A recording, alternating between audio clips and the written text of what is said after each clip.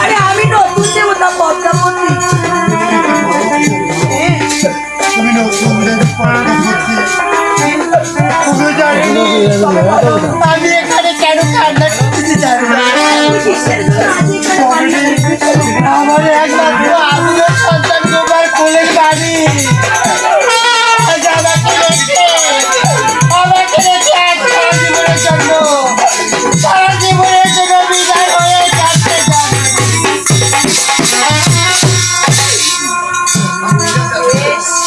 আমার গোপালকে আমার কাছে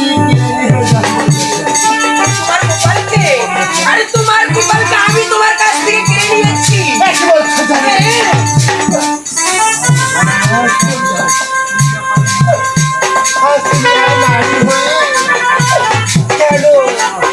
কেন আরেকবারে বুক খালি করে সন্তানকে